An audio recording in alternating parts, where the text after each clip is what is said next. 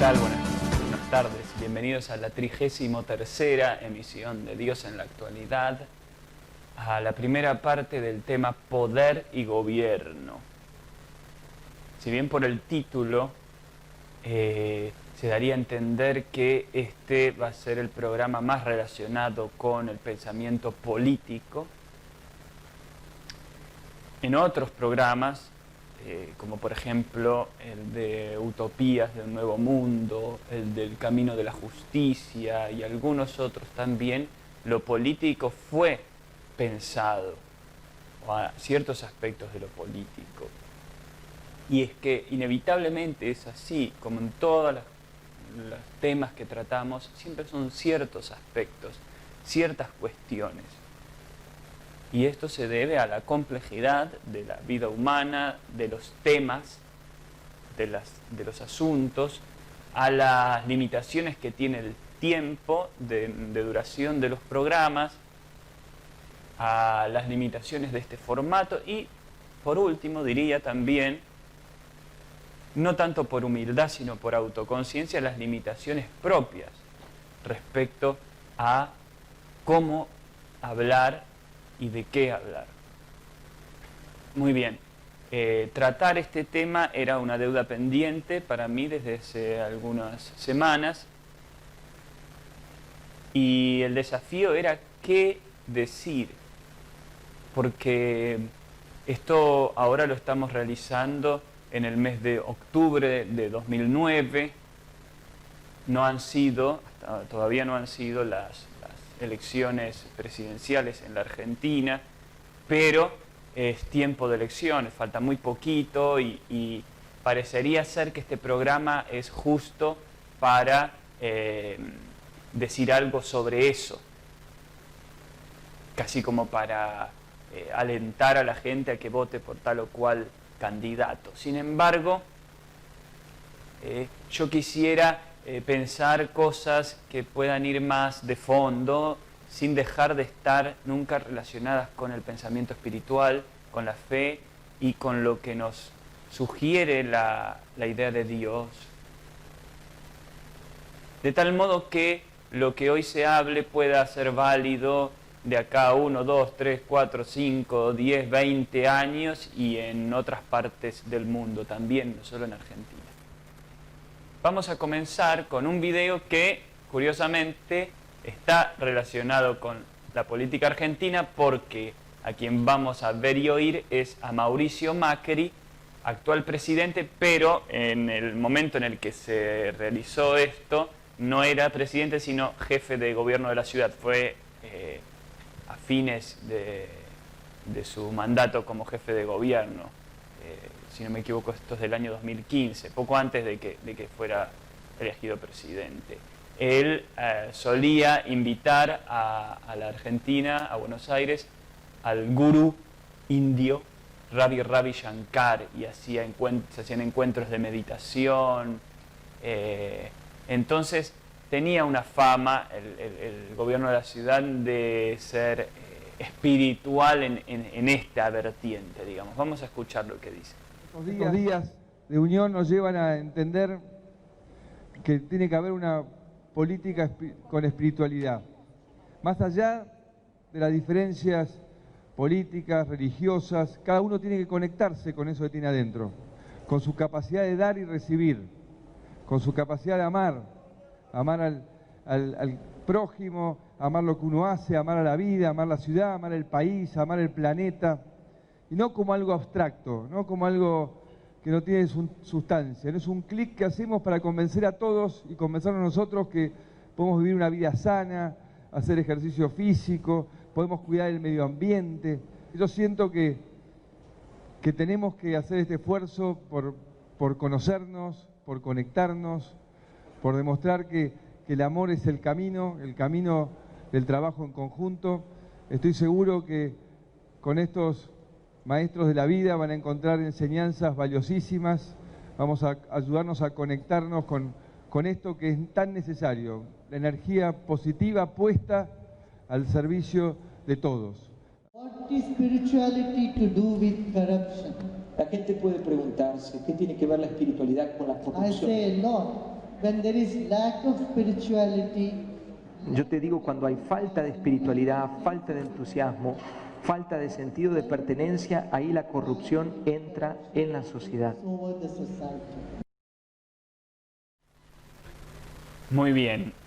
Me ha parecido muy interesante esto por varias razones. Primero porque Mauricio Macri enfatiza que el amor es el camino y justamente el último tema tratado fue el amor.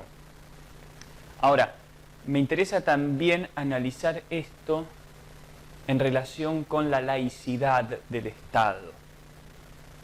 En próximos videos vamos a ver algunas referencias a eso. Y pareciera ser que acá se puede desarrollar un discurso respecto a la espiritualidad que resulta no, como se suele decir, dogmático o no adscripto a una religión determinada y parecería no vulnerar la deseada laicidad o secularidad del Estado. De tal forma que se acerca a cierto discurso universal o que pretende ser universal o que podría ser aceptado por personas de distintos credos e incluso ateos. Porque se habla de conectar con la espiritualidad, conectarnos con nosotros mismos, con lo profundo, lo cual podría ser interpretado por algunos como Dios, como el ser humano en su más elevada potencialidad, como el inconsciente. Luego se habla del planeta, del cuerpo, del medio ambiente, cosas que están más relacionadas con la percepción sensorial o lo que se llama concreto y no tanto quizá con la fe. Y hablar del amor, si bien puede tener una implicancia religiosa, por ejemplo, para el cristiano, al hablar del amor, cuando se habla del amor de Cristo, está relacionado ya con todo el bagaje de creencias del cristianismo o también de otras religiones. En este caso parece estar más abierto a que cada uno lo reciba, lo tome como pueda. Se habla de energías positivas. En fin. Y por último, hay un detalle que me parece también interesante a observar, quizás con un análisis un poco malicioso de mi parte, es cuando el señor Ravi Shankar habla de la corrupción, que en un país en el que abunde la espiritualidad, el entusiasmo, no habrá corrupción, el sentido de pertenencia, dice, como todos beneficios que quizás traiga la meditación o ese tipo de enseñanzas llamadas espirituales, y hará que no haya corrupción. De hecho, era uno de los lemas de campaña del partido que dirige Mauricio Macri, el combate contra la corrupción, porque se asociaba al gobierno kirchnerista con la corrupción desde la palabra de ellos, de los dirigidos por Mauricio Macri. Entonces, el mensaje sutil, indirecto es, ya que Macri es muy consciente de todo esto y de este mensaje y alienta y apoya, significa que es una persona que ya está avesada, entrenada en espiritualidad, y por tanto sería necio asumir que va a corromperse o que va a entregarse a la corrupción su gobierno. Algunos pueden creer que es verdad y que no hubo corrupción, otros dirán esto es todo hipocresía, todo mentira, o no han puesto en práctica lo que creen. No es mi deseo ahora tomar partido por un juicio respecto a ellos, sí comprender lo interesante, lo complejo también de los discursos relativos a la espiritualidad en relación con el gobierno o con los políticos. Vamos a ver ahora un video que es de un programa colombiano de análisis de cosas relativas al misterio, a lo sobrenatural, se llama Más Allá el programa. Y en este caso trataban la relación entre el ocultismo y la política, y una de las invitadas, una periodista, Francesca Fichera, hace mención de dos cosas que se hablan hoy día en muchos portales de internet, en muchos videos, sobre el Club Bilderberg, sobre el Bohemian Club en Estados Unidos, como espacios de reunión de las grandes élites mundiales y también el albergue de grandes conspiraciones. ¿Dónde estaría vinculada la espiritualidad también y lo oculto, como ya habíamos tratado antes en el programa? Vamos a ver este video. Digamos que el Club Bilderberg y el Bohemian Grove o el Club Bohemian son muy parecidos en qué aspecto. Los dos son grupos de élite mundial, es decir, presidentes, expresidentes, empresarios, banqueros, multimillonarios, gente con mucha influencia en el mundo. En el caso del Bohemian Grove, ellos tienen todo un tema de ocultismo porque allá realizan rituales de, digamos, origen celta, de origen druida. Ahorita más adelante vamos a ver el video de ese ritual. Entonces, son una élite que maneja conocimientos esotéricos y que entre ellos tienen pactos de silencio o tienen agendas secretas que no revelan al público. En el caso del Club Bilderberg, digamos que es como otro paso más hacia volverse del club de la élite. El Bilderberg tiene más invitados de todas partes del mundo, tiene una agenda, hacen mucho lobby político, lobby económico y digamos que es más abierto al público. En cambio, el Bohemian Grove sí es mucho más cerrado, no dejan entrar periodistas, no revelan quién asiste o quién no asiste a las reuniones. Es durante 2 semanas en mitad de los bosques de California. Es realmente una reunión en donde no se sabe qué pasa, pero están reunidos todos los más poderosos. Precisamente tenemos el video aquí gracias a la señorita Francesca de Bohemian Group, este grupo ocultista ligado a la política. Observen por favor estas imágenes que van a ver a continuación. Francesca, ¿qué estamos viendo? Estamos viendo el ritual que se lleva a cabo durante uno de los días del Bohemian Grove. Lo que estamos viendo es muchos de los participantes o de los miembros del club vestidos de túnicas rojas en la mitad de un lago y están haciendo un sacrificio humano que no se sabe si es de mentiras o si es de verdad, frente a una estatua de un búho que en la antigüedad representaba al dios Moloch. Ahí podemos ver, quiero que oigan todo lo que pasa en este ritual porque realmente es muy asustador lo que está pasando ahí. Hacen el ritual y hacen también un discurso de iniciación a los nuevos miembros del club. Tienen todo un discurso ocultista de abrir los ojos hacia la realidad del mundo. Usan muchas palabras que son propias de estas sociedades secretas en los momentos en que hacen los rituales de iniciación de las personas. Todo es completamente simbólico y lo más aterrador es que no se sabe si el sacrificio lo hacen con una efigie, es decir, con un muñeco que representa a un ser humano, o si lo hacen con un ser humano real. Porque si se ponen a oír muy atentamente el video, se oyen gritos cuando lanzan a esta efigie al fuego. Esto es un sacrificio humano.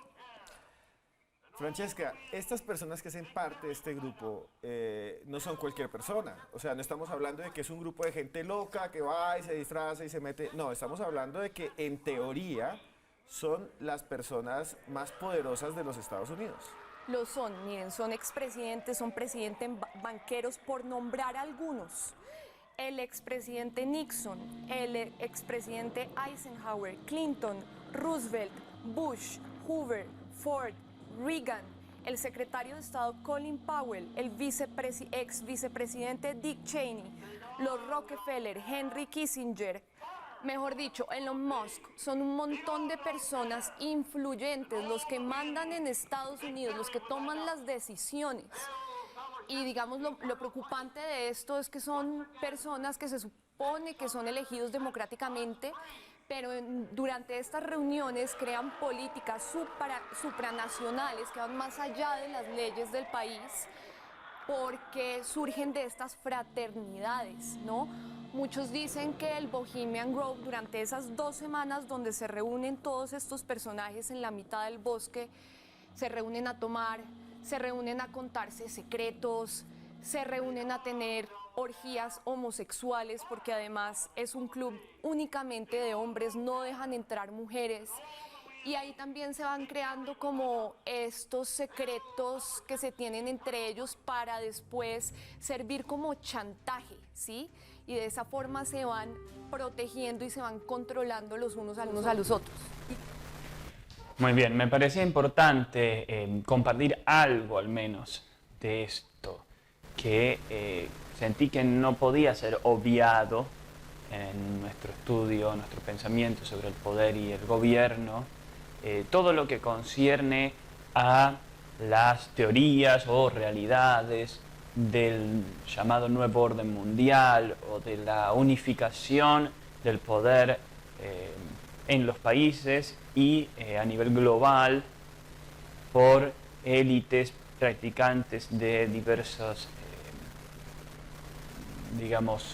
formas de ocultismo, de espiritualismo o de religiosidad esotérica, que forman, como veíamos en nuestra emisión sobre el oculto, pactos de silencio, conocimientos que pueden transmitir entre ellos y una tendencia a lograr dominio y poder para distintos fines. Todo esto está candente en este último tiempo, en boca de muchas personas, hablar sobre los Illuminati, sobre la influencia que pueda tener, sea la masonería, sea incluso el Vaticano, sea el sionismo, sea el imperialismo visto de distintos ámbitos. En fin, sería muy complejo y muy arduo tal vez llegar a precisar datos irrefutables que lleven a conclusiones totalmente satisfactorias sobre este asunto, y no quisiera yo meterme en este momento en eso. Sí dar un pantallazo de ver cómo ya desde la antigüedad, antes veíamos la relación de los faraones con las deidades, los gobiernos en distintos pueblos que eran a su vez sacerdotes, los reyes, o tenían mucho vínculo con los sacerdotes y se practicaban rituales que ayudarían a perpetuar el poder o a generar victorias en la guerra y demás y demás. Entonces, el vínculo que pueda haber de parte de quienes ejercen el poder político con la espiritualidad, y no la espiritualidad con tintes ni luminosos ni oscuros en principio, sino con todo lo que parece abrir a una dimensión más allá de la materia, sobrenatural, con dioses, con demonios, con muertos, con quienes sea. En fin, esto para tener ese panorama inicial, para empezar a entrever lo denso que pueda tornarse esto. Y ahora vamos a pasar a ver el primer fragmento que escogí de una emisión de un programa uruguayo que se llama 3356, en el cual se reflexiona sobre religión y política en el Uruguay. Vamos a ver este primer fragmento. Uruguay es el país menos religioso de América Latina. El 28% de los uruguayos afirman que la religión es muy importante en sus vidas, una cifra muy por debajo del resto de países que superan el 40%. Uruguay presenta el guarismo de práctica religiosa más bajo de América Latina. Latino Barómetro, en su informe titulado Las religiones en tiempos del Papa Francisco, del año 2013, afirma que nuestro país vive un proceso de fuerte secularización similar al de Europa. Los datos de práctica religiosa son los siguientes: 41% de católicos, 38% de ateos y agnósticos, 13% de otras religiones y 8% de evangélicos. A diferencia de lo que ocurre en otros países como Brasil, en Uruguay la religión quedó mayoritariamente confinada al espacio de lo privado, en la intimidad de las personas. El proceso de secularización emprendido a comienzos del siglo XX, de separación del Estado y la Iglesia Católica, se transformó en un diferencial con el resto del continente. Sin embargo, en el último tiempo, lo religioso volvió no solo a tener mayor presencia pública, sino que, a través de sus representantes, comenzaron a participar más activamente en la discusión de los temas que hacen al país y a militar directamente dentro de los partidos políticos.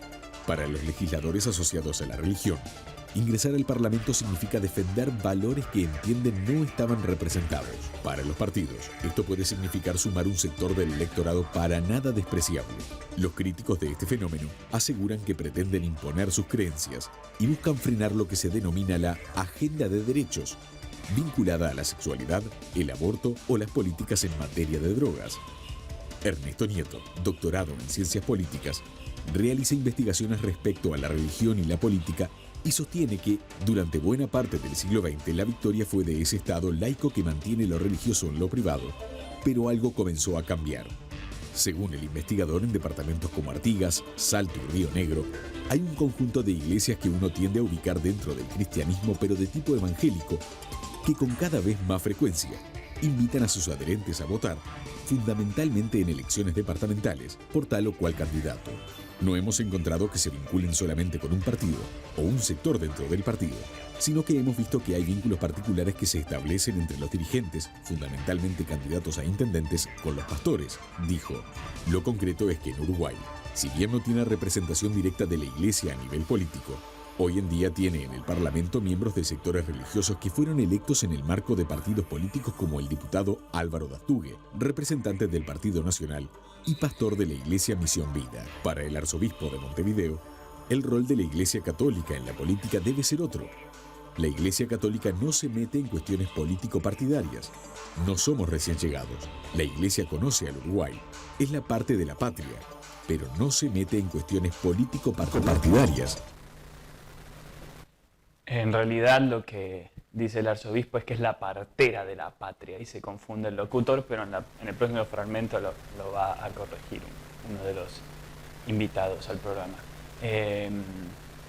Bien, merece ser pensada también la cuestión del laicismo, una, digamos, conquista civil de los estados modernos.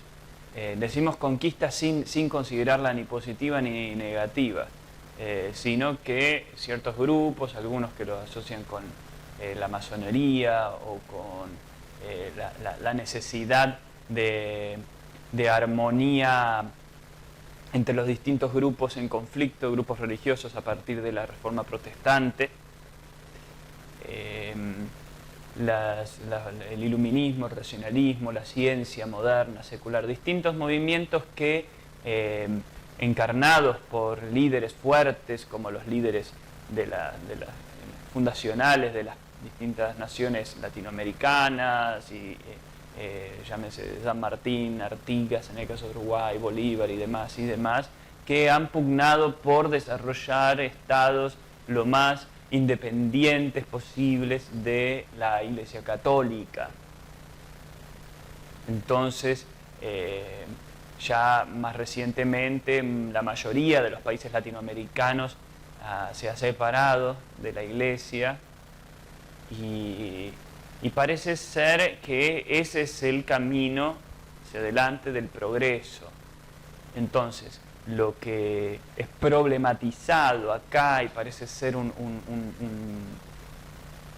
una especie de resurrección de algo que se creía ya vencido, es cómo, en particular desde el lado de iglesias evangélicas en Uruguay, se busca tener más y más injerencia en lo político, en lo legislativo.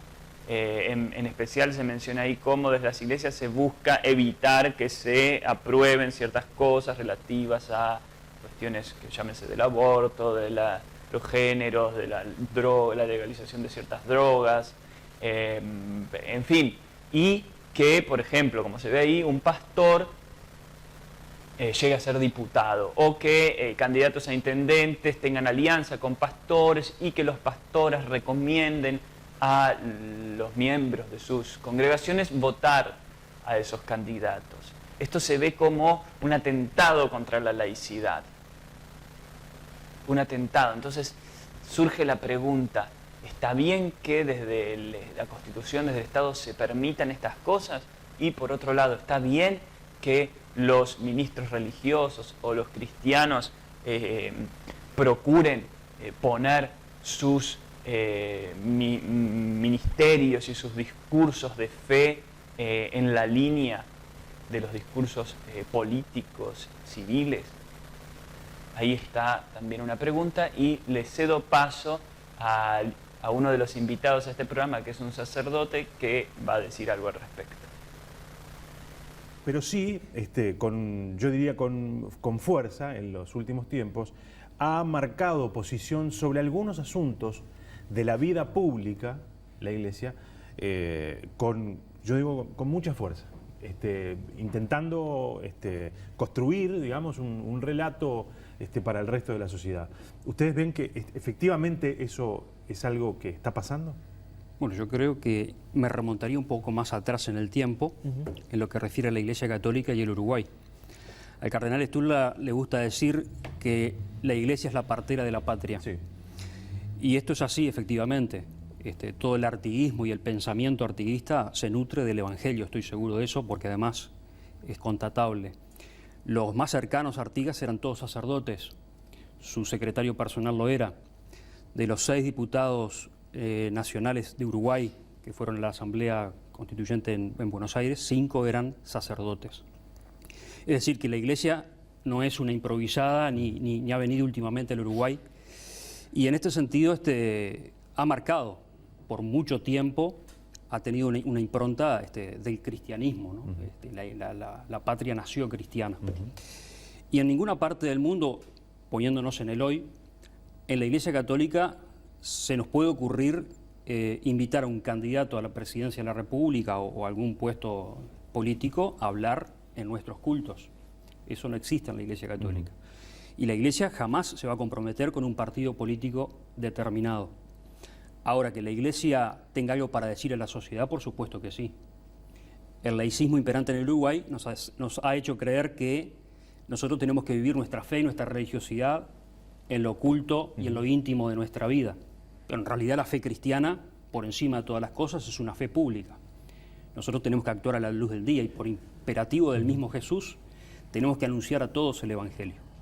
Por lo tanto, nada de lo humano le es ajeno a Dios y por lo tanto nada de lo humano le es ajeno a la Iglesia. Es falsa la dicotomía que muchos presentan entre lo religioso y lo profano. La mirada cristiana católica al ser humano, su antropología es de una unidad corpórea, intelectiva, afectiva y también espiritual. A ver, pero sí. Entonces, se presenta esta situación fundacional del Uruguay en la cual la Iglesia Católica, el cristianismo católico, tuvo un peso enorme, una influencia decisiva para marcar el rumbo ideológico de las constituciones, de las políticas, la cultura del pueblo, el pensamiento, las tradiciones, etc. Aparentemente es algo que no se ha perdido del todo con el laicismo, como se le pueda decir.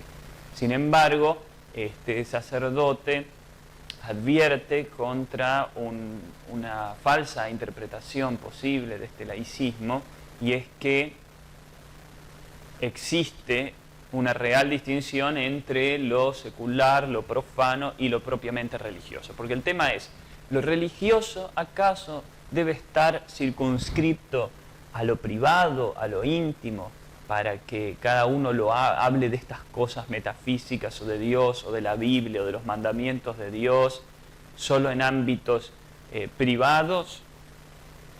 ¿O también puede estar presente en discursos que refieren a políticas públicas, a medidas económicas, a leyes y demás? Este sacerdote dice no, es bueno, es deseable que la Iglesia siempre tenga su voz a nivel público para toda la sociedad, no solo para los católicos, sino para toda la sociedad. Es bueno que la sociedad siempre pueda al menos saber qué opina la Iglesia sobre tal o cual cuestión. Y que también los candidatos puedan saberlo, para eventualmente decidir si hacen caso a lo que opina la Iglesia o no. Pero no censurar esa voz, no obligarla a permanecer en silencio, no considerarla tan peligrosa. Como dice el sacerdote, que sea una voz más, que esté, es necesario que esté presente. Porque también dice, el Evangelio y la voluntad de Dios o el mensaje de Dios al hombre concierne a la totalidad de su vida. De tal modo que Dios no se desentiende de las cuestiones políticas. Por tanto, la Iglesia, que viene a brindar en principio el conocimiento de la voluntad de Dios al resto de la sociedad, al resto de la humanidad, no puede obviar cuestiones de esa clase política. Pero, dice, no aliarse con partidos, no comprometerse con partidos. Dice, eso no lo hacemos. No invitamos a candidatos a que hablen desde el altar. Eso se lo reservamos solo a los sacerdotes o a gente relacionada propiamente con lo religioso, con lo ministerial. No queremos confundir, no queremos quedar pegados quizás a eso, pienso yo, digo yo. Bueno, ¿hacerlo o no hacerlo? Acá va a estar el pensamiento de los próximos 2 videos que vamos a ver. El que vamos a ver ahora corresponde a un canal colombiano que se llama Bit, que trata siempre sobre distintas cuestiones, invita a gente a hablar, y en este caso sobre la pregunta si los cristianos deben participar en política. Vamos a ver lo que dice.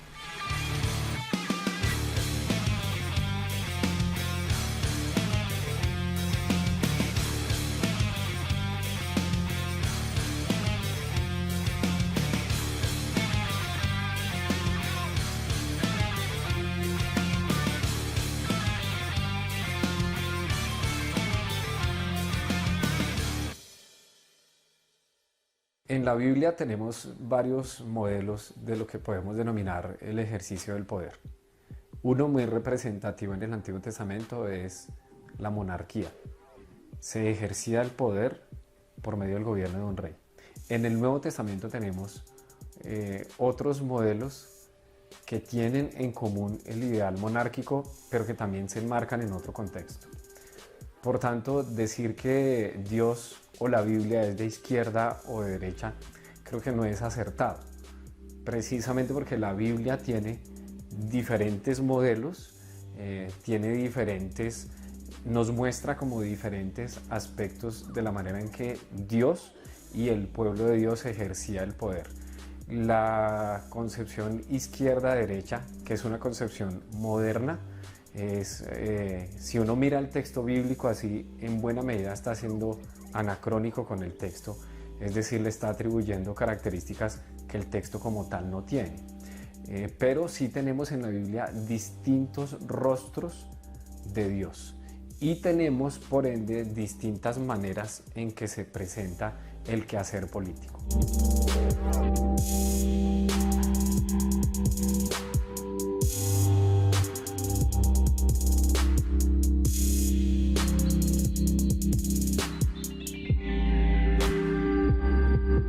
Los cristianos no podemos ser apolíticos, así como ningún ciudadano, ninguna ciudadana puede serlo.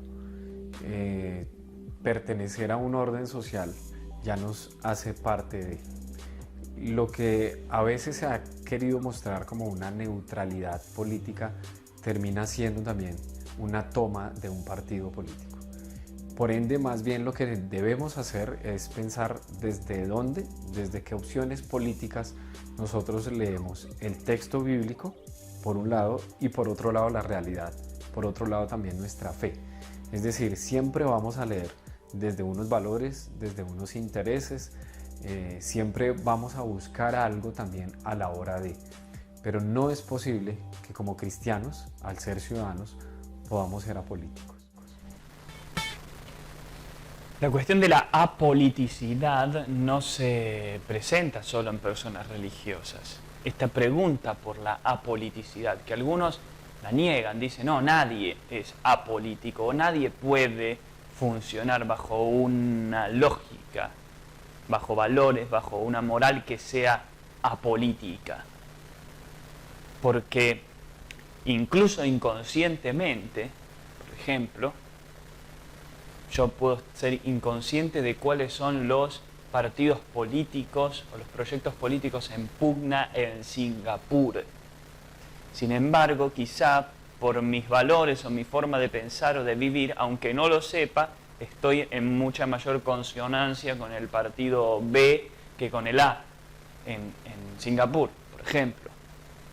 Siendo así, aunque no quiera confesarlo, aunque no quiera admitirlo, va a haber en mi pensamiento, en mi conducta, mayor correspondencia con unos que con otros. Eso es porque uno se parece a esos, porque esos se parecen a uno, por la razón que sea. Luego, evidentemente va a haber cosas que me van a gustar más que otras que sucedan en mi territorio, en mi barrio, en mi nación. Y hay partidos que ofrecen en principio esas cosas que me gustan y otros que no, que ofrecen otras que tal vez no me gustan. Entonces, parece ser insensata esta apoliticidad. Sin embargo, es evidente que hay gente que se expresa con más consistencia, con más entusiasmo, con más incluso preparación intelectual sobre asuntos propiamente políticos que otra. Y en el caso de la religión, de las personas religiosas que concentran tanto su búsqueda, su atención sobre asuntos que parecen ser atemporales, en principio, o extemporales, o que están en otro tiempo. Por ejemplo, como dice ahí, en la Biblia no se presentan situaciones políticas iguales a las de los estados modernos, a las actuales. Entonces, el cristiano que busca conocer más de la Biblia y entender ese pensamiento y ese sentir, de alguna forma algo de sí parece abstraerse de lo actual, por tener que pensar algo antiguo. En fin, vamos a ver ahora un próximo video en el que el pastor estadounidense John MacArthur responde a cuestiones semejantes y da una pista, según mi opinión, de por qué se da este problema de la apoliticidad o del compromiso político por sí o por no en el seno del cristianismo. Vamos a ver. John in San Jose says, as a Christian, how involved should we be in politics of the day? He says, today we see preachers hosting national televised debates with candidates, having great presence lobbying in Washington. Is there a biblical mandate to have a voice in our country's government? I think that if you are a preacher of Jesus Christ and you are a pastor, that you should be known for speaking the gospel of Jesus Christ and nothing else. It has no bearing on the kingdom of God who is the president of the United States. Has no bearing. So that doesn't affect how we vote at all? Well, I'll get to that. Okay. But the point is this. There is no impact on the kingdom of God from the politics of this country or any other country, because Jesus said, my kingdom is not of this world. So, if you want to dabble in something that has no bearing on eternity, that has no bearing on the kingdom of God, then you can dabble in politics. For a pastor to do that, I think, is to prostitute himself away from what his calling is, and the only thing that makes a difference, and that's the preaching of the gospel of Jesus Christ and the advance of the kingdom. Now, having said that, let me say this. As a Christian, I must take every possible approach to uphold righteousness in a society.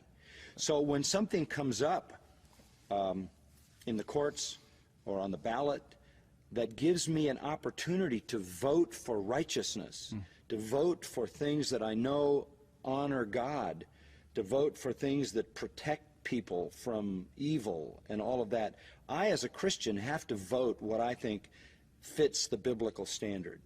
But I understand that's a civic duty, and that's separate from my responsibility to proclaim the gospel of Jesus Christ. The church needs to stay out of politicking. It needs to vote righteousness, and it needs to proclaim the gospel. That's great, John. Thank you so much for your time. Thank you for what you've contributed. I think this really clears up for a lot of people, myself included, just how we're supposed to look at these different issues and how do we apply Scripture to our lives. Yeah, I might have certain preferences about who's president or who's Congress and who's the judge and all of those things. And at the end of the day, however, nobody's eternity is changed by anything but the gospel of Jesus Christ, and that's what every Christian should be known for as being passionate about. That's our Constitution. That's it. Dice, esto es por lo que todo cristiano debería ser conocido y estar apasionado. O sea, acá también se presenta la necesaria escala de valores que en principio correspondería a un cristiano. O sea, no estaría bien visto, y menos para alguien que ejerce el ministerio, llámese pastoral, porque habla un pastor, pero el católico podría decir sacerdotal, que sea más conocido o que se evidencie en él mayor pasión por cuestiones relativas a lo que solemos llamar política, que por la dimensión propiamente espiritual o relativa al Evangelio. ¿Por qué? Según mi opinión, este pastor dice que no hay relación o no afecta en nada al reino de Dios, digamos, la eventualidad política, sea de Estados Unidos, sea de cualquier otro lado. ¿Por qué dice eso? Que no es afectado. También dice que no tiene nada que ver con la eternidad. Bueno, esto nos obliga o nos empuja a pensar la cuestión del reino de Dios. ¿A qué se refiere cuando dice el reino de Dios?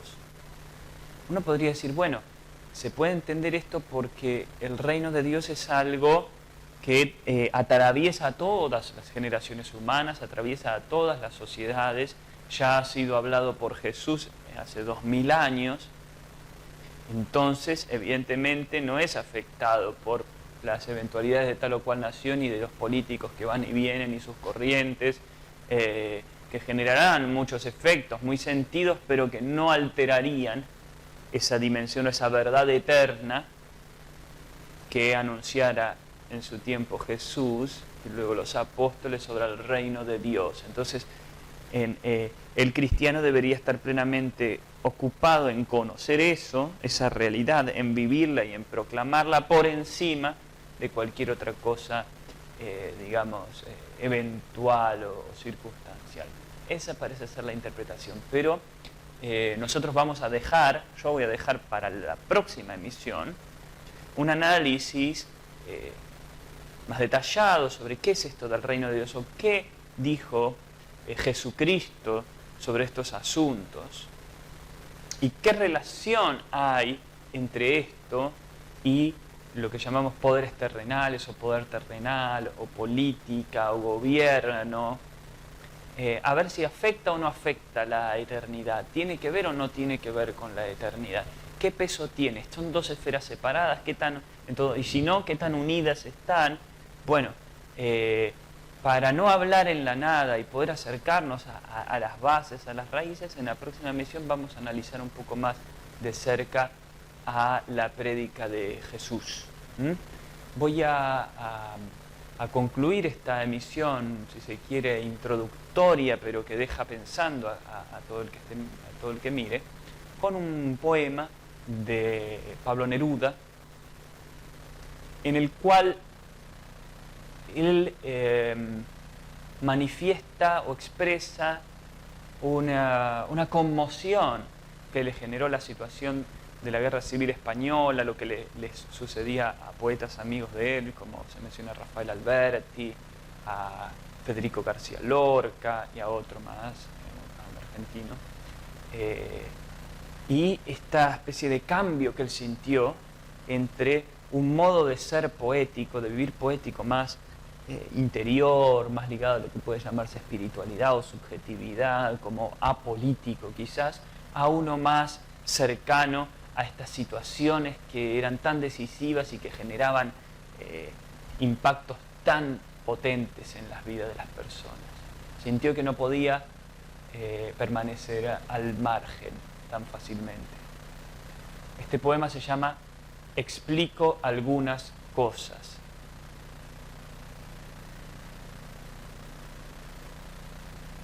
Preguntaréis, ¿y dónde están las lilas? ¿Y la metafísica cubierta de amapolas? ¿Y la lluvia que a menudo golpeaba sus palabras, llenándolas de agujeros y pájaros? Os voy a contar todo lo que me pasa. Yo vivía en un barrio de Madrid, con campanas, con relojes, con árboles. Desde allí se veía el rostro seco de Castilla como un océano de cuero. Mi casa era llamada la Casa de las Flores, porque por todas partes estallaban geranios. Era una bella casa, con perros y chiquillos. Raúl, ¿te acuerdas? ¿Te acuerdas, Rafael? Federico, ¿te acuerdas debajo de la tierra? ¿Te acuerdas de mi casa, con balcones en donde la luz de junio ahogaba flores en tu boca? Hermano, hermano, todo eran grandes voces, sal de mercaderías, aglomeraciones de pan palpitante, mercados de mi barrio de Argüelles, con su estatua como un tintero pálido entre las merduzas. El aceite llegaba a las cucharas. Un profundo latido de pies y manos llenaba las calles, metros, litros, esencia aguda de la vida, pescados hacinados, con textura de techos con sol frío en el cual la flecha se fatiga. Delirante marfil fino de las patatas, tomates repetidos hasta el mar. Y una mañana todo estaba ardiendo. Y una mañana las hogueras salían de la tierra devorando seres. Y desde entonces fuego, pólvora desde entonces. Y desde entonces sangre. Bandidos con aviones y con moros, bandidos con sortijas y duquesas, bandidos con frailes negros, bendiciendo, venían por el cielo a matar niños. Y por las calles la sangre de los niños corría simplemente, como sangre de niños. Chacales que el chacal rechazaría, piedras que el cardo seco mordería escupiendo, víboras que las víboras odiaran. Frente a vosotros he visto la sangre de España levantarse para ahogaros en una sola ola de orgullo y de cuchillos. Generales traidores, mirad mi casa muerta, mirad España rota, pero de cada casa muerta sale metal ardiendo en vez de flores. Pero de cada hueco de España sale España. Pero de cada niño muerto sale un fusil con ojos. Pero de cada crimen nacen balas que os hallarán un día el sitio del corazón. Preguntaréis, ¿por qué su poesía no nos habla del sueño, de las hojas, de los grandes volcanes de su país natal? Venid a ver la sangre por las calles, venid a ver la sangre por las calles, venid a ver la sangre por las calles.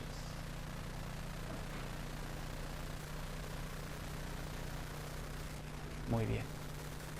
Los espero en la próxima parte de Poder y Gobierno en Dios en la Actualidad para profundizar en esto. Muchas gracias.